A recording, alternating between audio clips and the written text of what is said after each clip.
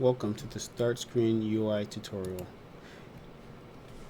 The first thing you're going to see is the full UI for the Start Screen, which has Campaign, Level Select, Practice, and Quit.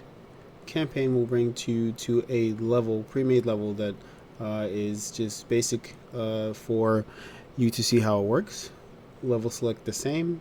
And then Practice will bring you to an open world setup that is just basic for you to see how the actual UI works. So when you press on Campaign, it'll take you to this basic level. Not a lot in it, just so you can see how it works. And then we'll set it again, and Level Select will take you to the same level, which is just, open concept. And then Practice will take you to an open world, which is just the basic UE5 setup as well. And then we can cancel out of that, and then we'll go and we can click on Quit, which is just cancel out of the whole thing. So let's go to the UI menu, Blueprint, so that we can see exactly how everything's set up. There's a list of buttons on the side. These are just main buttons that you see, along with a blur effect in the back.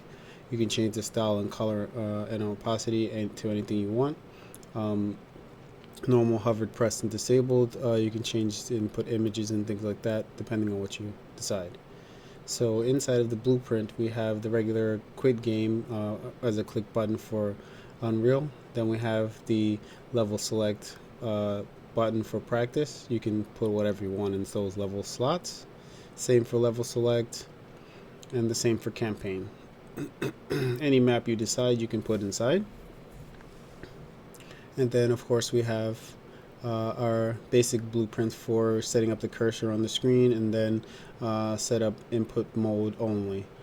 So this is just so that when you do the UI, it just does exactly what it's supposed to do. Then we also have our main menu base, which is what's going to be put into the world settings. When you do use the UI, it's basically set up originally, so you can always just copy and paste this map and start from there. Then we can just adjust the screen to how we want it. So if we grab the player start and pull it forward, up and down, it will reflect as on the original UI screen. So you see as M-Idle is now in the UI screen, and you can see exactly that it moved forward in, showing the character's face and torso instead of their whole body.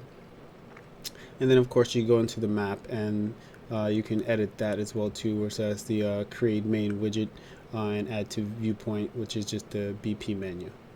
Thank you for watching, and if you have any questions, just you can contact me directly through this channel. Thank you so much.